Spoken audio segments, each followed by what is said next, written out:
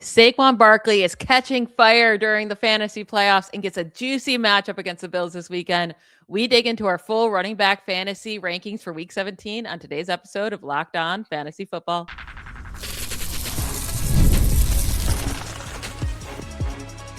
You are Locked On Fantasy, your daily NFL fantasy podcast. Part of the Locked On Podcast Network, your team every day. Welcome to Locked On Fantasy Football, part of the Locked On Podcast Network, now the number one sports podcasting network. I'm one of your co-hosts, Michelle Magdziuk, and when I'm not doing this, I'm a researcher and fantasy analyst with NFL Network. And I'm your other co-host, Vinnie Iyer. When I'm not doing this, I'm writing about NFL fantasy and betting for sportingnews.com. Once again, happy holidays. Good luck in your fantasy championship week this week. Today's episode is brought to you by FanDuel. If you want to be right in the middle of the action this season, visit FanDuel.com and place your NFL live bets all season long. We are continuing to get you ready for your fantasy championship, possibly if that's this week, or if you are already out, you can play DFS, and we will give you our running back rankings for week 17 on today's show. Starting right off at the top, you have Saquon Barkley, number one. That probably hasn't happened, since week 1 or week 2 when we started to be like, I don't know if it's going to be the same year as last year.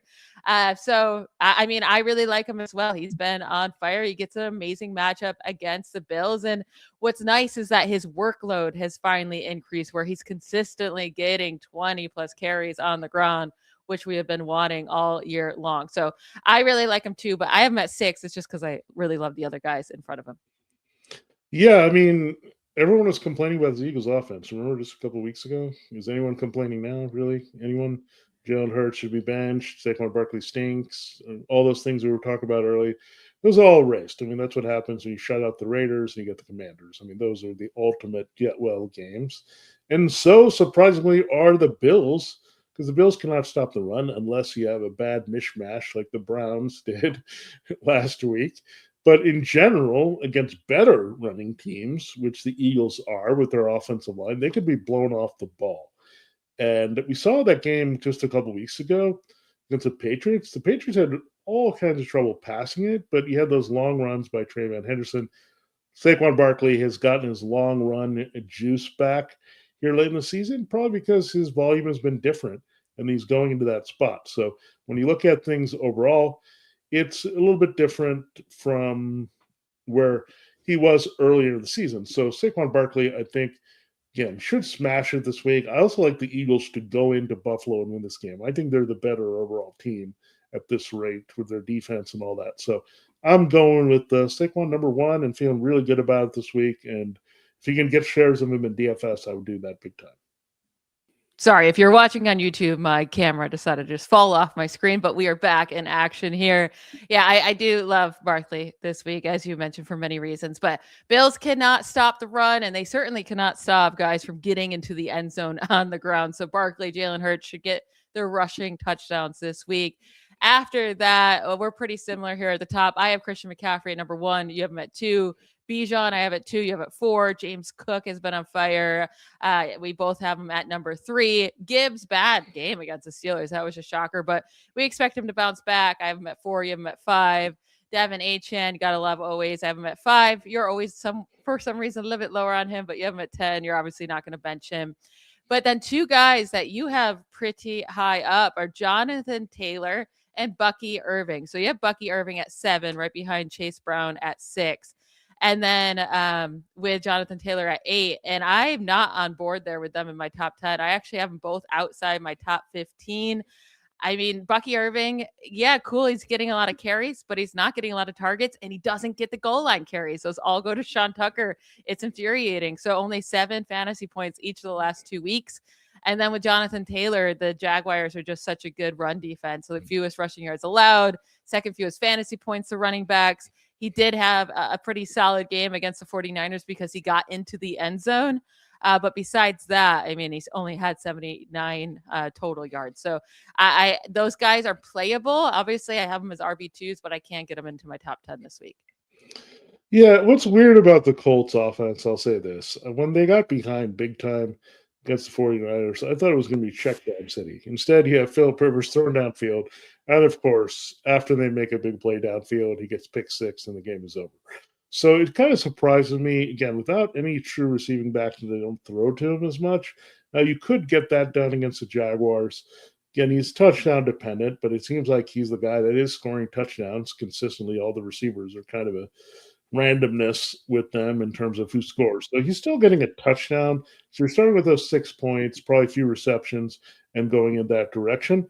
Now with Bucky Irving, yeah, I've probably been sticking high on him a little bit because I'm hopeful with each matchup. He started off well, and he should have gotten the real production, right, against the Panthers, but it just kind of fell off. They need to keep feeding this dude the ball, and the Dolphins are this week. Now, if Chase Brown can absolutely dominate the Dolphins from scrimmage, and I am up high, by the way, I have Chase Brown higher than Bucky Irving at number 6. He's been awesome. He gets the Cardinals.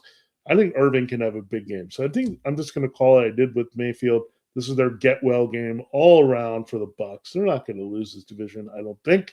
Still, I think it's all going to come down to Week 18 in Tampa, and they're going to get well and probably be ready to do the right things against the Panthers. All right. I hope you're right for their fantasy managers. Now, I'm higher on Ashton Jeanty and Omarion Hampton than you. Not a ton on Jeanty, much higher. I have him at 10. You have him at 14. But Hampton, I have at 11, and you have him pretty much buried this week. Now, I have those guys only behind, the guys we mentioned to begin with Saquon Barkley coming down at 6, then Chase Brown at 7, Kyron Williams at 8, Travis Etienne at 9. And then I like Jeanty and Hampton right after those guys. Jeanty gets the Giants, an amazing matchup for him. We finally saw him come through with a good performance against the Texans this last week. Hopefully he can keep that up. And then with Hampton, I mean, like Vidal's hurt and Kamani Vidal's hurt. We just saw Jeanty have the big game against the Texans. That's who Hampton gets to face. He's going to get all the work. He's going to get the goal line work. So I think Hampton's a great play this week. Yeah, I just don't know what I'm going to get from these guys week in and week out. That's the problem. I thought he was going to do really well against the Cowboys, and they kind of, even with the lead, they kind of didn't really just keep stepping on the gas with Hampton to kind of put the game away and pound them into submission in that second half. And then the Texans defense of all games, Ashton Jeanty is stunk, and then he just gets going against the Texans in a low-scoring game. That was a strange game overall, I will say this. I mean, I think the Texans were hurt by maybe not having their own running game at full speed without Woody Marks in that one, so they kind of played down to them a little bit. So, look, we all think Ashton Jeanty should smash the Giants, but that's exactly when he's going to let us down. So I don't know what to think anymore about these rookie backs. I think all of them have been kind of up and down, right? Travion Henderson didn't get the usage, and he had a big game, then he got hurt. Then he had Quinshon Judkins, he was rolling as every play, then he got hurt.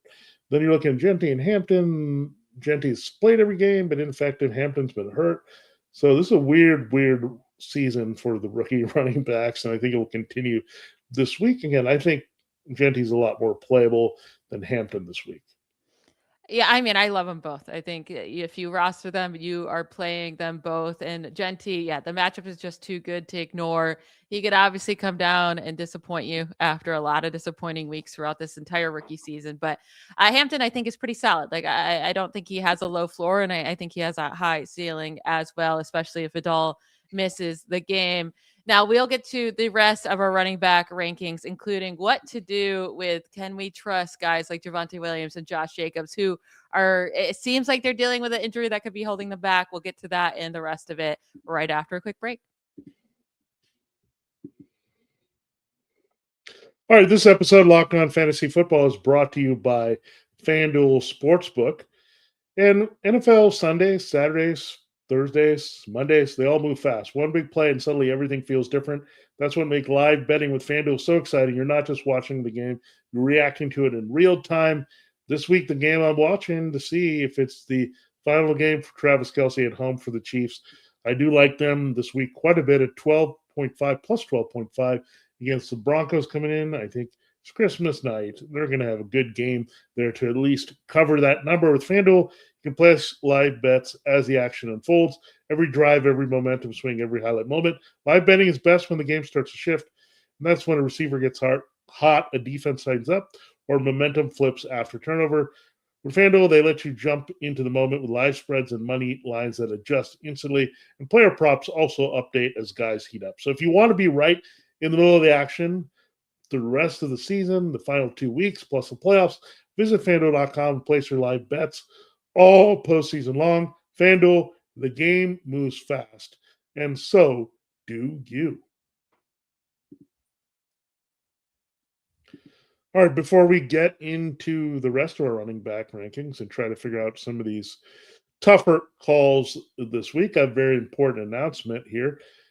You guys, we've been helping you win fantasy football championships here all season long. We love bringing the show to you, and we will be here all throughout the offseason to scout out what's going on with free agency and the draft and look at what's going to happen in 2026.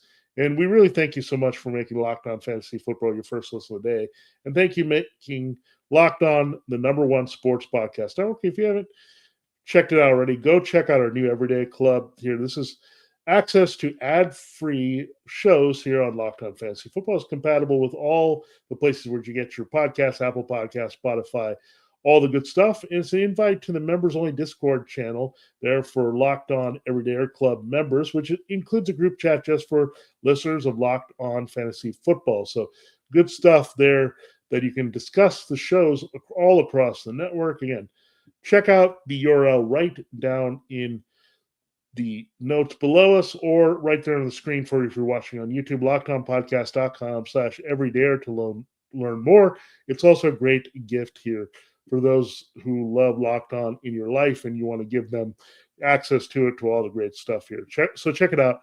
Be a part of the Everyday Club and be a bigger supporter of Locked On Fantasy Football and all the Locked On podcasts.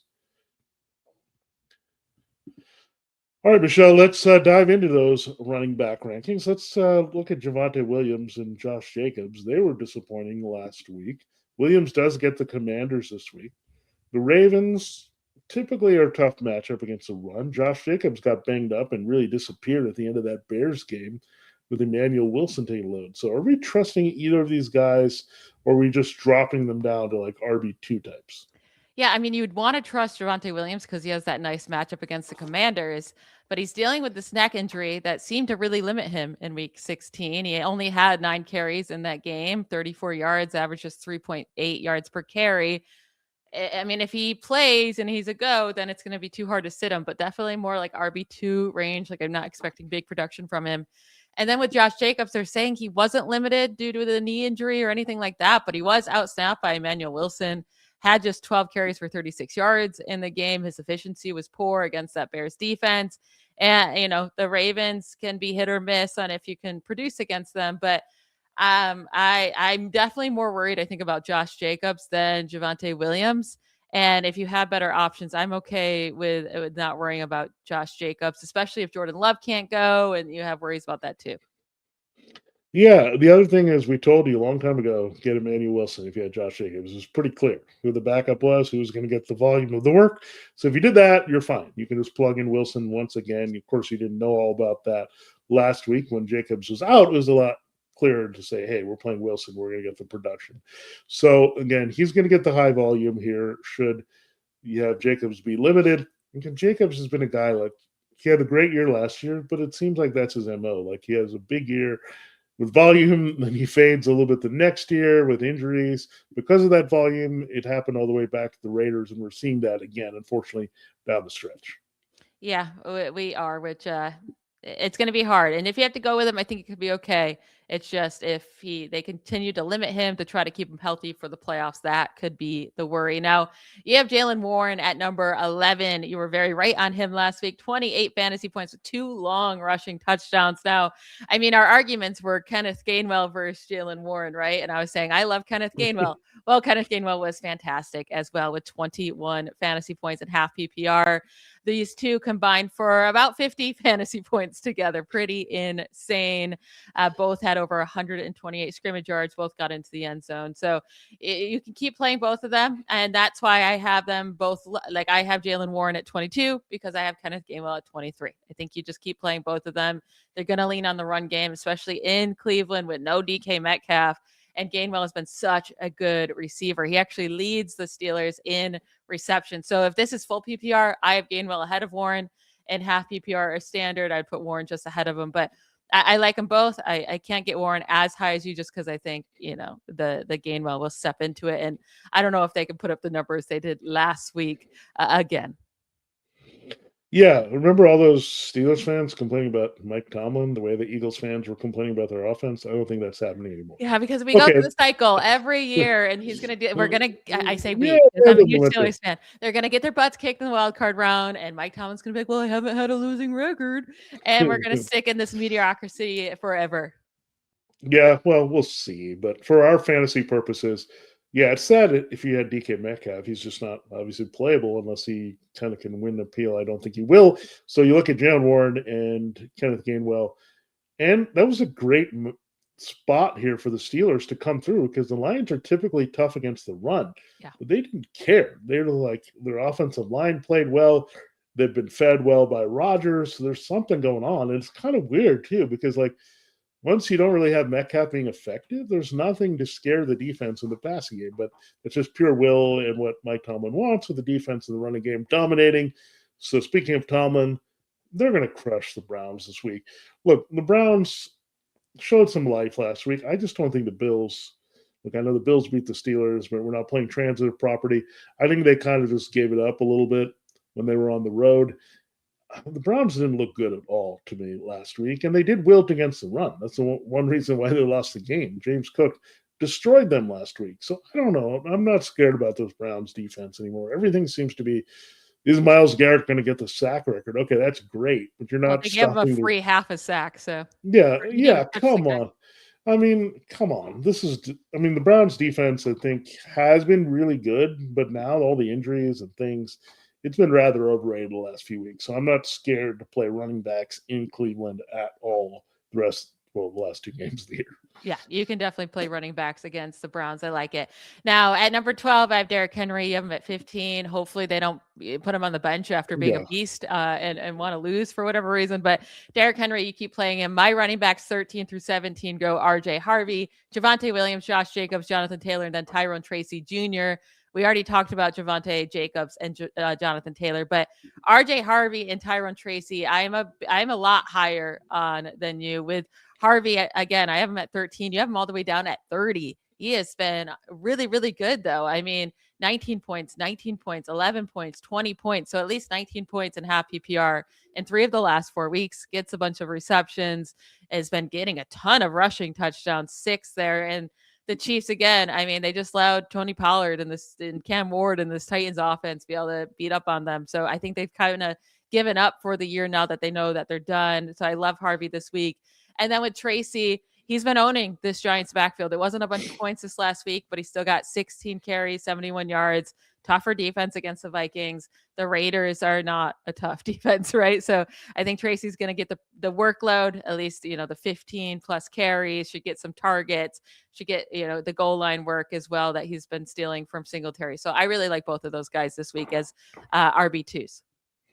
Yeah, Tracy, I'm all the way behind you on this one. I just think he doesn't necessarily, scream that he's going to be the best play here, but I think he's very playable. Look, I am outside of the range of some of the real kind of the RB2s, but I still have him at 26. I think he's definitely playable. I just get worried about the Giants' wide range of outcomes in this game. RJ Harvey, the Chiefs did have a pretty good game trying to defend him the first time, and he was getting enough touches. So very different situation. I know it's different, but I think they'll have one of their best games. They're going to go out on a high note here. Again, I do like them to play really well on Christmas, at least hang in there. I mean, they're a prideful team. They're not going to go out and look terrible. I think they're going to come up and show up against the Broncos, who, by the way, I don't know, did not look good for most of that game against the Jaguars at home. So I'm feeling the Chiefs defense being rather inspired on Christmas night. Oh, the Broncos are frauds. Don't get me wrong, but I do think they'll be the Chiefs. We saw this last year in Week 18, right? When the Chiefs that were out, I mean, they were not starting their defensive starters either, right? But the Broncos went out and put up a huge offense production. I don't know if I expect that, but I do expect good work from RJ Harvey. Now, Tony Pollard, he's turned into a solid RB2, like low RB2 play. He's getting, 20 carries a game all of a sudden, has over 100 scrimmage yards in all of the last 3 games, has scored 3 touchdowns in the last 3 games. So keep rolling with him. It's not like we feel like he has super high upside in the Saints matchup, but he should get the workload and you can keep playing him as that low RB2 or flex play. We will get to the rest of our running backs rankings. Guys, you can play in the flex. Guys, we're staying away from right after a quick break. Car shopping should feel exciting, not confusing. And with Car Gurus, you get the confidence you deserve. They cut through all the noise so you can actually see the best deals on the cars you want. Because when it comes to a big purchase, you deserve the best deal. And Car Gurus makes that whole process simple by giving you real information, real deal ratings, and more listings than anyone else so you can shop the way you want. Use Car Gurus deal ratings to compare cars quickly without having to guess whether the price is fair. You can also filter by everything. Mileage, trim, features, so on. So you only see the cars that you actually want and need. And their price drop alerts are a lifesaver. You get notified the second a car you've been watching becomes a better deal. Car Gurus connects you with trusted dealerships for a transparent and hassle-free buying process. With over 4 million listings, the most of any major online automotive marketplace, you'll always find the best deal. Shop the way you want with the tools, data, and unbiased deal ratings that make it easy. Buy or sell your next car today at cargurus.com. That's CARGURUS.com, cargurus.com.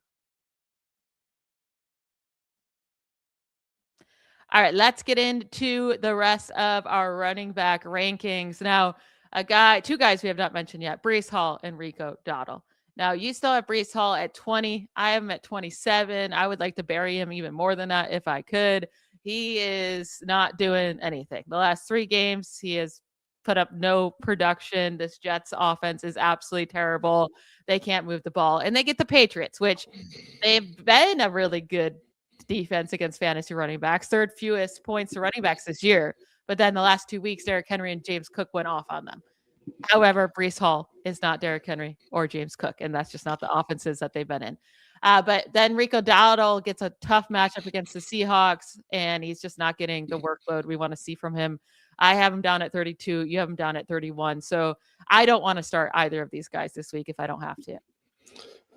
Yeah, Breece Hall is one of those things. You look at the name and you say, do you have to play him? I have him barely as someone that just plugging in because the hope, I guess, with just being the number one on his team, kind of. I don't know if he is really, truly anymore, but this is probably it for Breece Hall as a Jet. He's probably going to go elsewhere after this season. So let's hope for better things for Breece here, just out of this miserable situation and into something better. But yeah, if you're stuck, you might be stuck with him as an RB2 or flex this week, unfortunately. But I think you can probably find better options than Dowdle. He has to share touches with Chuba Hubbard, which makes it tough because you can't run on the Seahawks and you got to get it through the air. And we're not sure who's going to be always there on the receiving downs for that backfield. So Hall, I think, is barely startable if you're looking for like desperation there. But I think Dowdle is not. Hall, I think you just give him a shot because of the way the Patriots have played the run the last couple of weeks. Yeah. And now the Seahawks running backs on the other side of this game, they're all over the place, right? So we kind of just keep them where they are. You have them at 24 and 25 with Walker at 24, Zach Charbonnet at 25. With Charbonnet, it comes down to him getting the touchdown or not. Walker comes down to him, can he break off a big run or not, right? So I have Kenneth Walker at 25, Charbonnet at 30. If you made it this far with either of those guys, I guess it's been working for you, right? So you can keep playing them. Now, there's some options at flex play or, a desperation RB2 play. Not even so much desperation, but some lower end guys here with Blake Corum against the Falcons, Woody Marks if he comes back against the Chargers, or Michael Carter against the Bengals. If you had to choose one of them, which one would you go with? Yeah, I'm going with Michael Carter because he's getting the volume. He's the lead back for sure, where Corum still needs a little bit, right? He had the touchdown against the Seahawks, which helped him, but it was tough, right? These second backs are just hard to know what their usage is going to be, and clearly he's still number 2, right? Just like Coleman Guy is a clear number 2 to Swift in key situations here. So it's all about, can they get the touchdown? Can they get enough volume here? Certainly could be in play with Corum because they're playing the Falcons. They could roll them, but look, it is kind of dependent on him getting that high leverage touch behind Williams at some point, where I know Michael Carter is going to touch the ball. I know his matchup is very pristine here against the Bengals. It's the best on the board for running back. So I can feel a little bit better about that. But situationally, things have to work out. Woody Marks, I think you plug and play. I don't think I would go Jordan there in that matchup if it was him, because he's not the same type of back. He's a little bit big run dependent. But if Woody Marks plays, he's a no-brainer. You put him in there against the Chargers. My guy actually out of here that I'm going with is Blake Corum. Would you be surprised to know that Blake Corum last week against the Seahawks had more carries and more receptions than Michael Carter, who you're saying, well, we know he's going to get the work. I mean, Corum as the second guy got 14 carries. Michael Carter only got 11. And then they both had 2 targets, but Corum came down with 1 for 13 yards and Carter had 0 receptions. Now, that's not what we're hoping for here with either of these guys, is the receptions. They're not really utilizing that area, but it's now been 4 straight games that Corum's got a rushing touchdown. It's now, I mean, he's getting the carries, 12 carries, 11, 14 in the last 3 games. And I really like his matchup against the Falcons. That's way better than his matchup against the Seahawks last week. And he's just been consistent. I mean, at least 12 fantasy points in each of the last 4 weeks in half PPR. So, you know, he won't kill you. And we saw him have big upside in that game against the Cardinals. So if the Rams get up, it could be a fun game for Corum. So that's who I'm going with. I don't actually think Woody Marks is just plug and play with Nick Chubb there and Jordan getting work. Marks has been pretty disappointing overall. And then Michael Carter, they kind of had like a 3-headed monster, and you can play him because it's a good matchup. That's it for me. And now with Dylan Sampson, I wanted to talk about him. If he comes back, and it looks like he could come back for the Browns, we have Quinshad Judkins out for the rest of the year, possibly going into next year. And he gets the Steelers this week. The Steelers did just shut down the Lions run game, though. They have been a better defense as of late. Would you go with Dylan Sampson as a possible start this week if he plays? Yeah, he's not terrible, right? I mean, that's what burned the Steelers last week. It was the receiving work, but it's Jahmyr Gibbs. It's a big difference between Jahmyr Gibbs and what Dylan Sampson as a rookie can give you coming off an injury. So I would like to avoid the Browns running game if I can as a whole this week. I think there's so many other good options. You might have Ramondre Stevenson pop up if Henderson can't play. We like the Seahawks duo this week. You mentioned how much you like Hampton and Harvey, even though I'm down on them personally. And then you have Kenneth Gainwell, who's a good play this week, and Carter we talked about with the matchup, and Corum. So I don't think you need to dig this deep here, even for a flex play this week into the Browns backfield. They've been not good. Doesn't matter who's been running the ball, and their offensive line has really struggled. And the Steelers have been much better up front. Yeah, Sampson could be interesting in like a bet or a DFS where it's like full PPR because he gets the receptions. I mean, 59 receiving yards, 64 in 2 of his last 3 games played. So if you want to go that route on Prize Picks with his projections or something like that, maybe go there. But it'd be hard to trust him in your fantasy lineups if you're in the playoffs still. That will be it for today's episode. I want to thank you all for tuning in today. Tomorrow, we'll get into our wide receiver rankings for week 17 to close out our positional rankings. Make sure you subscribe and follow Locked On Fantasy Football on X so you get all the latest episodes. If you need a last-minute holiday gift or someone keeps asking you what you want, make it easy. Ask for the Everydayer Club, ad-free episodes of the show, exclusive Discord server access, and more. Subscriptions can be gifted through lockedonpodcast.com/everydayer or check the link in the show notes to learn more. We will talk to you tomorrow. Bye, y'all.